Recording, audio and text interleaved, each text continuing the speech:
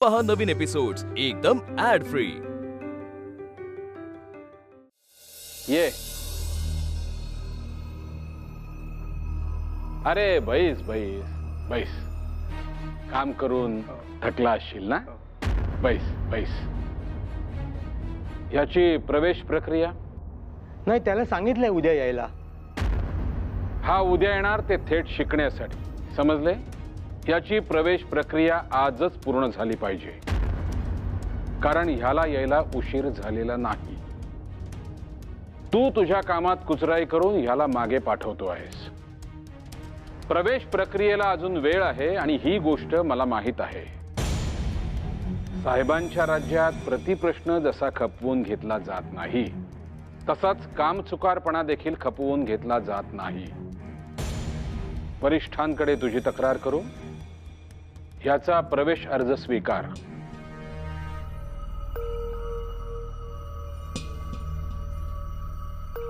बाळ, तुझा प्रवेश निश्चित झाला आहे.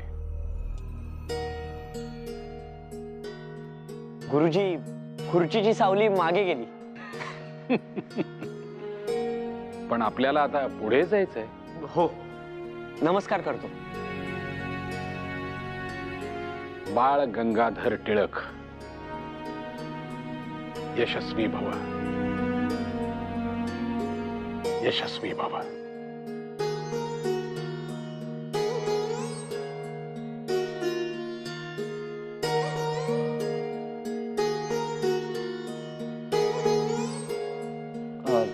हे सर कोण होते? हे गणिताचे प्रोफेसर केरुनाना छत्रे. अच्छा, अजून एक विचारू? हो, विचारा ना. आता काय, तुम्ही त्यांचे विद्यार्थी. कॉलेजमध्ये भव्य असे ग्रंथालय असं ऐकलं होतं. हो, कुठे असेल? इथून बाहेर जा आणि डाव्या हाताने सरळ जा. धन्यवाद.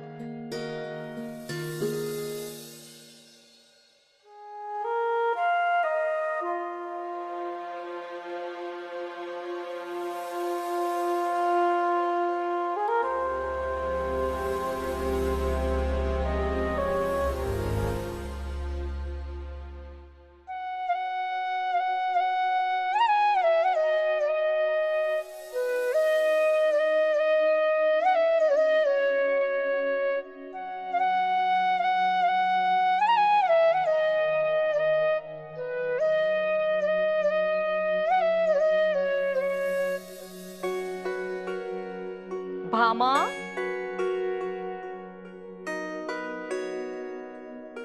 माझं ऐक, तू जेवून घे. नाही नाही, मला तर भूकच नाही लागली. आणि तसंही हे आल्यावरच जेवणार आहेत ना, हे येतीलच आता. मी आपलं पाणी प्यायला आले, तहान लागली म्हणून.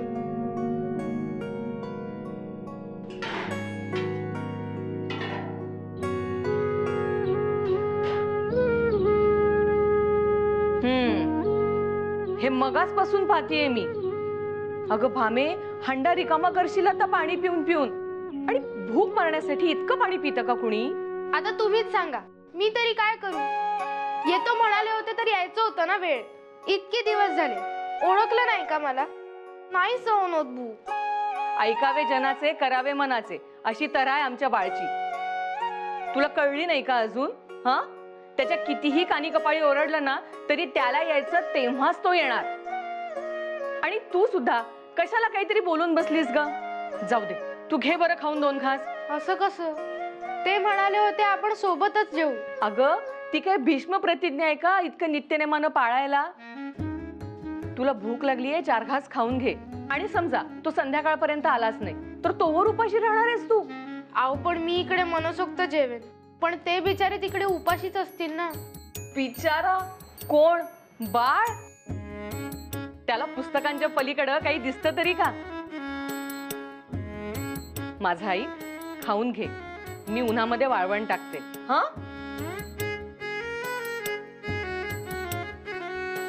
वहिनी, मी यावर एक उपाय शोधून काढला आहे. नरोवा कुंजरोवा, तुला भूक लागली आहे पण जेवायचं नाही, मग तू हे खा. उपासाचा कसा फराळ असतो ना, मग तू हे खाऊन जेवली नाहीस असं म्हणू शकतेस. भाऊजी असं चालेल? हो. भामे, लाडका दीर इतकं प्रेमानं देतोय, घे ग खाऊन.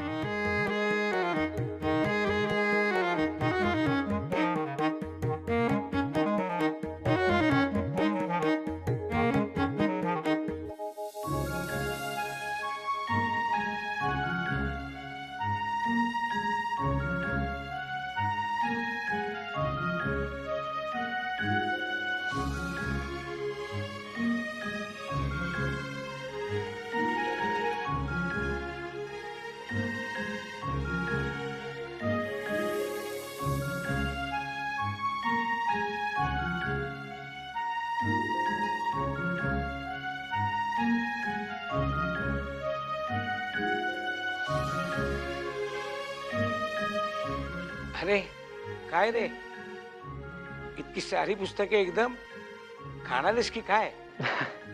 सर काय सांगू तुम्हाला, मला इतका आनंद झालाय. तुम्ही म्हणाल तहान भूक हरपून इथं बस तर तेही चालेल. एवढ्या विषयांची एवढी पुस्तकं आहेत तिथे, दुसरं काय हवं एखाद्याला.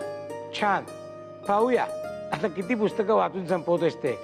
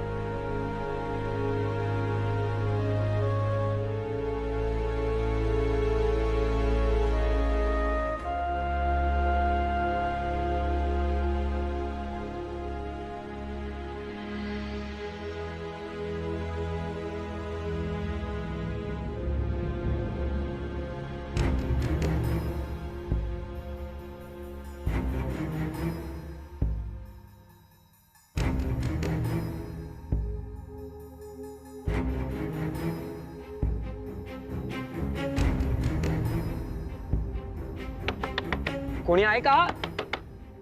सर मी आत अडकलोय.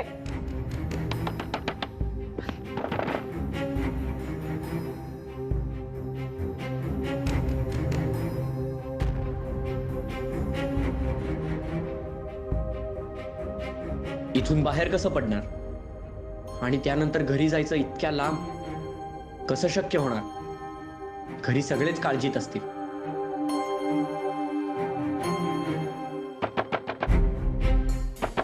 कोणी आहे का बाहेर?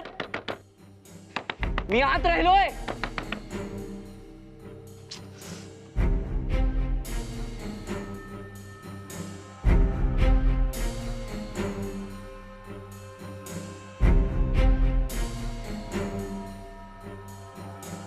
छे छे छे, काय करावं या मुलाचं ना काही कळेनसच झालंय. एवढा मोठा घोडा झाला, लग्न झालं तरी कसलं भान म्हणून नाही. नक्कीच कुठेतरी वाचत बसला असणार. पण मी काय म्हणते, तुम्हाला ते जे काय ओरडायचंय रागवायचंय तो प्रत्यक्षात आला की बोला, पण आधी त्याला जरा शोधून येता का? तेच अख्खा जन्म शोधण्यामध्येच जाणार आहे माझा.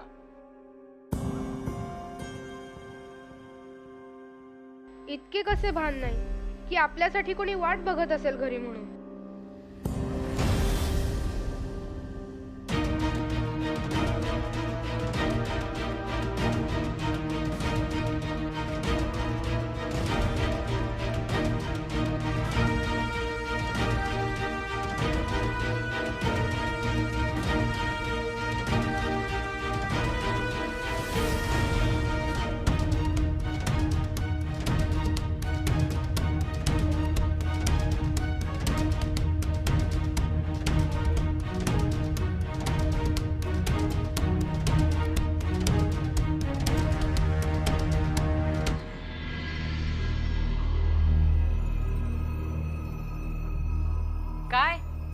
पडला ना विनाकारण उपवास. काय म्हणाले होते मी, बाळ काही वेळेवर येत नाही, तू जेवून घे. ऐकलं नाहीस माझं. चल पाहू जेवून घे आता. पण अहो ते देखील उपाशीच असतील ना, उलट माझ्याहून जास्त भुकेले असतील. आणि मला माझ्या भुकेपेक्षा त्यांनी सुखरूप घरी येण्याची जास्त चिंता आहे सासूबाई. किती उशीर झालाय अहो. अगं भामा, अशी रडू नकोस. ये इथे बस पाहू. बैस. रडतेस काय अशी वेडाबाई? हा, हे बघ, बाळचा हा स्वभाव आम्हाला काही नवीन नाही. दुसऱ्याचा जीव टांगणीला लावतोस तो नेहमी. तू काळजी करू नकोस, येईल तो. पण कधी सासूबाई? भामे, काकू, आलो बरं मी. आला का? अरे बाळ, तुला काही काळ वेळाचं भान? आम्ही सगळे किती काळजीत पडलो होतो माहितीये तुला? हो पण मी काय सांगतोय ऐका तर. आज काय झालं? तू काही सांगू नकोस. बिचारी भामा आज जेवली देखील नाहीये दिवसभर. तुला आहे काही काळजी तिची? शेंगदाणे खाल्ले तिने, मीच दिले. फार नाही, थोडेसेच खाल्लेत. आणि त्याने भूक नाही भागली माझी. मी म्हणाले होते अर्धवट काही खाऊ नकोस, जेवून घे. पण माझं ऐकून तरी घ्या. काही सांगू नकोस. आधी केवळ आमच्या जीवाला गोर लावायचा, आता हिच्याही. आणि काय रे, नुसता प्रवेशच घ्यायचा होता तर एवढा वेळ? अहो तोच तर मिळणार नव्हता. काय काय? अहो मी तेच सांगतोय, पण तुम्ही मला सांगू द्याल तर ना. अरे मग सांग ना आता. हा, मी प्रवेश घ्यायला गेलो तर कारकुनाने मला अडवलं. तुला उशीर झालाय, तुला प्रवेश मिळणार नाही. मग तिथे एक सर होते, छत्रे सर. त्यांनी त्याला असा झापला, दुसऱ्या क्षणी प्रवेश मिळाला. मग मी तिथल्या भव्य अशा ग्रंथालयात गेलो. आम्ही तुला सांगतो, दृष्टी संपेल पण पुस्तके संपणार नाही, इतकं मोठं होतं ते. पुरे आता. अगं आई गं, हे काय झालं? अगं बाई बाळ, अरे काय लागलं? किती रक्त वाहून गेलंय? अरे चा, काही लक्षात नाही आलं कधी लागलं. ते मी वाचन करत होतो तेव्हा. शांत बसा, मुळीच बोलू नका. मी हळद आणते लावायला, अजिबात हलू नका. जा जा. काय असा कसा रे धांदरट तू? एवढंही कळू नये तुला? मी वाचनात गुंग होतो, तेवढ्यात त्यांनी ग्रंथालय बंद केलं. आता मी बाहेर कसा पडणार? म्हणून मी खिडकीतून उडी टाकली. तेच करताना काहीतरी लागलं असेल, कुणास ठाऊक. दुखतंय का? छे छे, मला तर कळले देखील नव्हते की मला लागलंय. मी कपडे बदलून आलो. शांत बसा, मी आधी पट्टी बांधून घेते, मग आवरून जेवायला या.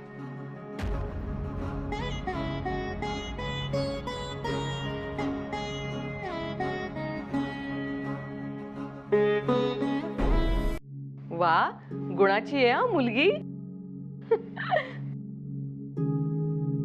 भामा, यात थोडा चिरलेला गुळ आहे.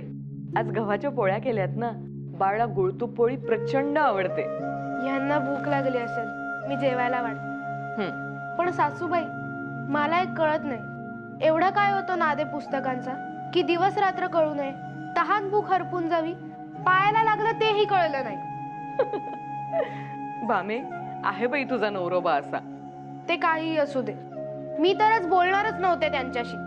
अगो बाई, असं करून कसं चालेल? शेवटी संसार आहे हा. आणि हे पहा, सुखाचा संसार करायचा असेल ना, तर न बोलून चालत नाही बरं.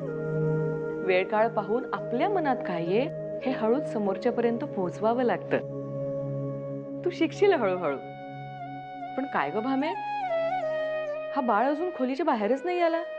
जरा पाहून ये बरं. ते दे, ते मी करते. आले. हा, अहो जेवण वाढलंय.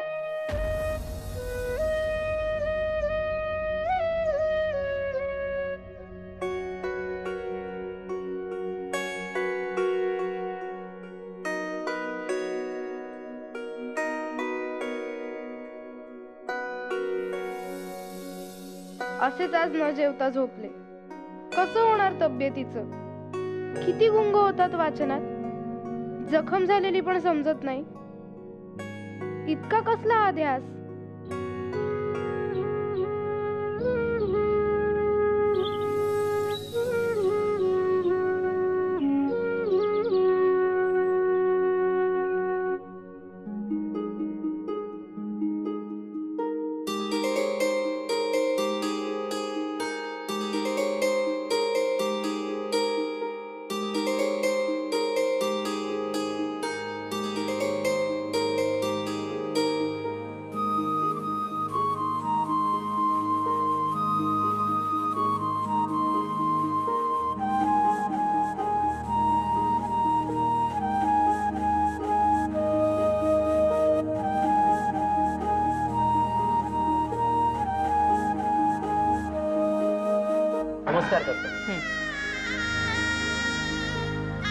औक्षवंत हो बाळ. आज टिळकांची पुढची पिढी महाविद्यालयात जाणार आहे. आपल्या घराण्याचं नाव असंच मोठं कर. तुझ्या या नवीन पर्वासाठी माझ्याकडनं एक छोटीशी सदिच्छा भेट. दादाचे आशीर्वाद आहेतच पाठीशी. हो.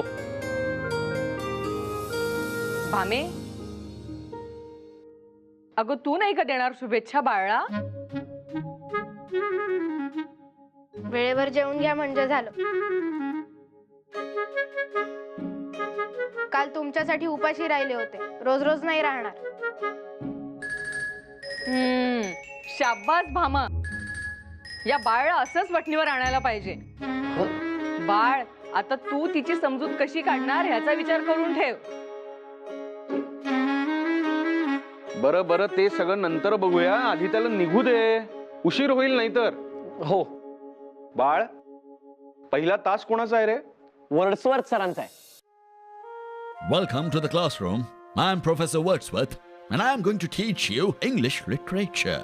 Today's topic is poetry. So, a poet is not a singer of great glory or a teacher of good morals. He is a man speaking to men. He has certain qualities that sets him apart, like sensibility, enthusiasm, tenderness, and great knowledge of human nature. And poetry is a spontaneous overflow of powerful feelings. Students, let's go through this beautiful poem. My heart leaps up. My heart leaps up when I behold a rainbow in the sky. So was it when my life began. So is it now I'm a man. So be it when I shall grow old, or let me die. The child is father of the man. And I could wish my days to be bound, each to each, by natural pity. Wonderful. I truly appreciate your interest towards literature, young boy. What's your good name? My name is Bal Gangadhar Tilak. Very nice. Could you please take effort to elaborate the meaning of this line, Mr. Bal Tilak? Yes, sir. It will be my pleasure. जेव्हा जेव्हा मी आकाशातील इंद्रधनुष्य बघतो, तेव्हा तेव्हा जणू माझ्या हृदयाचा ठोका चुकतो.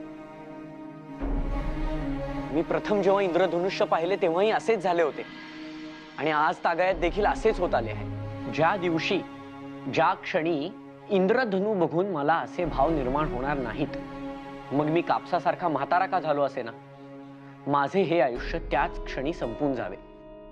बालपण आपल्याला खूप साध्या आणि सहज भावना जगायला शिकवते. खरं तर आपण आयुष्यभर तसेच जगले पाहिजे. निसर्गाची ही कलाकृती तितक्याच निरागस भावनेनी मला आयुष्यभर जगता यावी, हीच माझी प्रार्थना आहे. काय पडला का काही प्रकाश? पण बघितलं ना एकदा इंद्रधनुष्य, रोज रोज कशाला बघायचं? अगं, तीच तर कवीची कल्पना आहे. त्यात लपलेला अर्थ आपण शोधायचा असतो. म्हणजे बघ, इंद्रधनुष्य ही साधी गोष्ट झाली, रूपक म्हण. म्हणजे कुणासाठी ती देवावरची श्रद्धा असेल, कुणासाठी ती आईबद्दलची माया असेल, किंवा स्पष्टच सांगायचं झालं तर प्रेयसीवरचं प्रेम असेल. ते प्रेम कधीच कमी होता कामा नये. आज, उद्या, अगदी शेवटच्या श्वासापर्यंत ते प्रेम तसंच टिकून राहावं. हिश, काहीतरीच काय. त्या गोऱ्यांच्या नादी लागून तुम्हाला हे असले विचार सुचतात. हेच का शिकवतात तुम्हाला तिथे? शिबाई, अगं, प्रेमाबद्दल काय फक्त गोरेच व्यक्त होतात की काय? आपल्याकडे पण कितीतरी शृंगार काव्य आहेत. मेघदूत माहितीये? छे, मला आपलं मेतकूट माहितीये. आता कालिदासाच्या मेघदूतात तुझं मेतकूट कुठून आणलंस? अगं, कालिदासाने शृंगार, प्रीती, प्रणय या रसांना असं काही सजवलंय जसं प्रत्येक शब्द आणि त्याचा अर्थ याला रत्नांनी अभ्यंग स्नान घातलं असावं. अगं, काय सांगू तुला. काही सांगू नका मला काही बोलायचं नाही. हे असलं सगळं शिकण्यापेक्षा तुम्ही गणित का काय ते शिकत होता तेच बरं होत. अगं भामे,